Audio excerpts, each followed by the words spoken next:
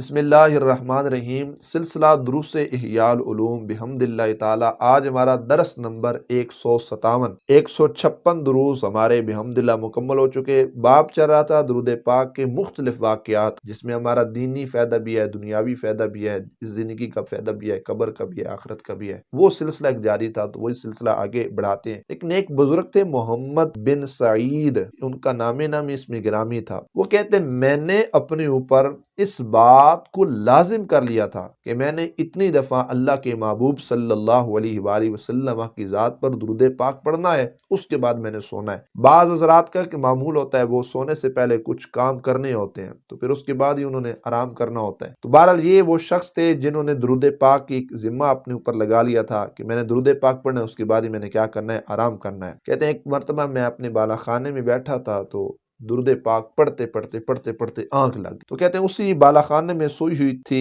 میری بیوی، بھی اسی بالا خانے کے اندر سوئی ہوئی تھی۔ تو کہتے ہیں میں بھی سویا ہوا تھا، کو خواب کے اندر اللہ کے محبوب صلی اللہ علیہ وآلہ وسلم کا دیدار ہو جاتا ہے۔ حضور علیہ السلام جب تشریف لائے نا، تو میرے گھر میں حضور تشریف لائے، اور حضور علیہ السلام کی آمد سے اللہ رب العزت نے میرے گھر کو نور بخش دیا، سارا گھر جو ہے وہ چمک رہا تھا۔ اللہ اکبر۔ حضور علیہ السلام میرے قریب تشریف لائے، اور نبی کریم علیہ السلام نے جملہ ارشاد فرمایا، حضور فرماتے ہیں محمد بن سعید اپنا وہ منہ میرے سامنے کرو نا، میرے قریب کرو، میں محمد ان لبوں کو چومنا چاہتا ہوں جن سے درود پاک کی فضائیں نکلتی ہیں، جن سے درود پاک تم پڑھتے ہو، جن سے یہ درود پاک کی خوشبوئیں نکلتی ہیں، زمانہ تر و تازہ ہوتا ہے، میں ان ہونٹوں کو چومنا چاہتا ہوں۔ تو کہتے ہیں میں نے خواب کے اندر عرض کی، اللہ کے محبوب صلی اللہ علیہ وآلہ وسلم، میں بڑا ماڑا کمزور امتی آپ کا، اس زبان سے میں گناہ کرتا ہوں، لوگوں کی غیبت کرتا ہوں، لوگوں کے عیب کھولتا ہوں، اس گناہ سے میں بڑے بڑے گناہ کیے ہیں۔ اللہ کے محبوب علیہ السلام میں اس لائق نہیں سمجھتا کہ اتنا وہ گناہ گار میرا منہ ہو، اور وہ منہ میں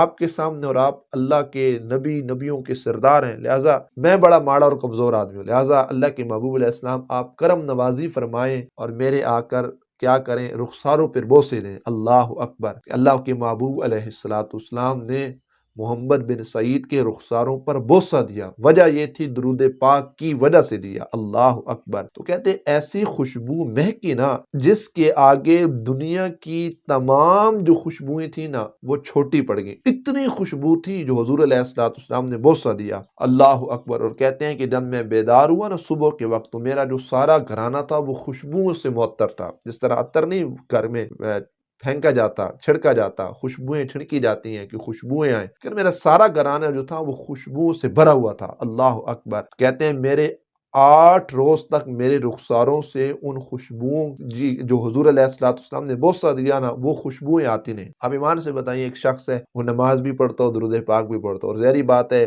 فرضی نماز جب اس نے ادا کرنی ہے تو اس نے وضو تو کرنا ہی ہے نا۔ چلو 2-3 نمازیں ایک وضو میں گزارے، پھر بھی کم از کم 2 وقت کا تو صبح کے لیے تو لازمی وضو کرنا پڑتا ہے نا۔ اب یہ کیسے ہو سکتا ہے کہ خوشبو ہمارے رخسار پر ہو، بندہ چہرہ دھو لے، پھر بھی وہ خوشبو باقی رہے؟ یہ کمال ہی ہے نا۔ اللہ کے محبوب علیہ السلام نے تو صرف اپنے ہونٹ رکھے تھے ان کے رخساروں پر، لیکن کہتے ہیں وضو بھی کرتا تھا، چہرے کو بھی دھوتا تھا، لیکن 8 روز گزرنے کے بعد بھی ہمارے گھر سے اور ہمارے کہتے ہیں میرے رخسار سے جو ہے نا، اسی طرح خوشبوئیں پھوٹ رہی، ان خوشبوؤں کے اندر کمی نہیں آئی تھی۔ یہ سارا فیضان اللہ کے محبوب صلی اللہ علیہ وآلہ وسلم کا ہی ہے۔ اللہ اکبر۔ اسی طرح ایک بزرگ فرماتے ہیں کہ میں حج کرنے گیا، وہاں پر میں نے ایک شخص کو دیکھا، ایک آدمی کو دیکھا جو ہر جگہ کثرت کے ساتھ حضور نبی پاک صلی اللہ تعالی علیہ وآلہ وسلم کی ذات پر درود پاک پڑھتا ہے، کثرت کے ساتھ۔ میں نے حرم میں اس کو دیکھا، درود پاک جاری، طواف کرتے دیکھا یہی عمل، مینا میں دیکھا درود پاک، عرفات میں دیکھا درود پاک، قدم اٹھاتا ہے درود پاک، بیٹھتا ہے درود پاک، چلتے پھرتے اٹھتے بیٹھتے ہر لحظہ لمحہ ہر ساتھ اس کی زبان پر درود پاک۔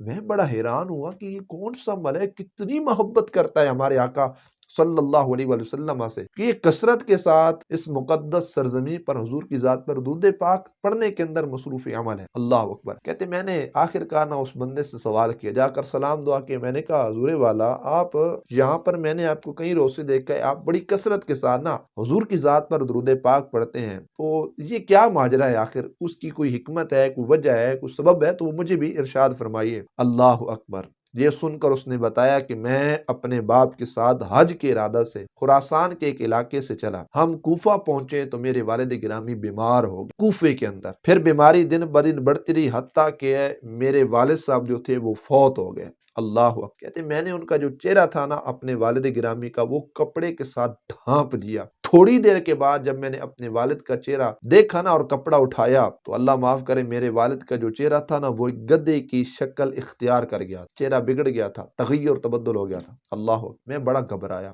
بڑا پریشان ہوں، تشویش لاحق ہوئی کہ یہ کیسے ہو سکتا ہے کہ ہم بڑے نیک مقصد کے لیے، نیک ارادے سے پاکیزہ سرزمین بیت اللہ کی طرف جا رہے تھے اور یہ والد کا چہرہ ایسے تبدیل کیوں ہو چکا ہے؟ اللہ اکبر۔ میں والد گرامی کی میت کے ساتھ انتہائی مغبوب، انتہائی پریشان کھڑا تھا، تو کہتے ہیں کہ میں وہیں پر بیٹھا اور پیچھے لیٹا تو میری آنکھ لگی، اللہ کے محبوب صلی اللہ تعالی علیہ وآلہ وسلم تشریف لے کر آئے۔ میں نے خواب نورانی چہرہ حضور علیہ السلام کا، حضور علیہ السلام تشریف لائے نا تو آپ نے کیا کیا؟ میرے والد گرامی کے چہرے سے پردے کو اٹھایا۔ اللہ اکبر، اللہ اکبر۔ تو میں نے اللہ کے محبوب علیہ السلام کی بارگاہ میں یہ سارا معاملہ پیش کیا۔ نبی کریم علیہ السلام نے فرمایا تم نے پہلے دیکھا تھا نا، اب میں آ گیا ہوں نا، اب دوبارہ کپڑے اٹھاؤ، دیکھو اس کا چہرہ کیسے ہے۔ تو کہتے ہیں میں نے خواب کے اندر وہ جیسے وہ سارا معاملہ اس طرح چیک کیا نا تو چہرہ چمک رہا تھا، نور علی نور تھا۔ اللہ اکبر، اللہ اکبر۔ یہ سن کر اللہ کے محبوب صلی اللہ علیہ وسلم نے فرمایا کہ میں اللہ کی طرف سے نبی بن کر آیا ہوں، میں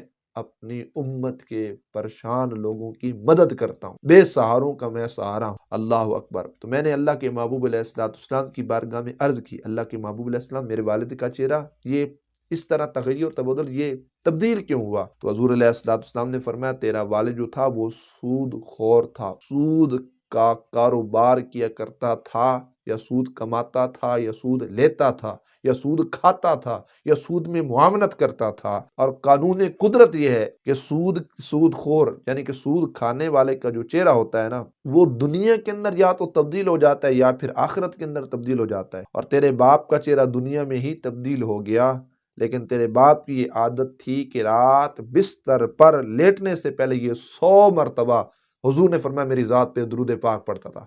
بعض کتب کے اندر 300 مرتبہ بھی پڑھتا تھا اور بعض میں 300 سے زائد مرتبہ بھی وہ اللہ کے محبوب علیہ السلام کی بارگاہ میں درود پاک پڑھا کرتا تھا۔ اللہ اکبر۔ پھر جب اس پر مصیبت آئی نا تو اس نے مجھ سے فریاد کی اور اللہ کے محبوب علیہ السلام نے فرمایا میں اب اس شخص کی مدد کرنے کے لیے پہنچ آیا ہوں۔ تو یقیناً یہ چہرے کا نور ہو یا دنیا یا آخرت کے عذاب سے بچانا ہو، یہ سارا تصدق بھی، یہ سارا صدقہ بھی درود پاک پڑھنے کی بدولت ہے کہ اس سے اللہ تبارک و تعالی ہماری آخرت کو آسان کرتا ہے، اس سے حضور کا دیدار نصیب ہوتا ہے، اس سے چہرہ کو اللہ رب العزت نورانیت عطا فرماتا ہے۔ یقیناً بہت زیادہ جو مشکلات ہیں دنیا کی آخرت کی، درود پاک پڑھنے کی بدولت اس سے حل ہوتی ہیں۔ اللہ عمل کی توفیق عطا فرمائے، اللہ رب العزت امام غزالی رحمۃ اللہ علیہ کے درجات بلند فرمائے اور آپ کی قبر پر اللہ اپنی کروڑوں رحمتوں برکتوں کا نزول فرمائے اور آپ کے علمی روحانی فیضان سے اللہ ہم سب کو مستفیض فرمائے۔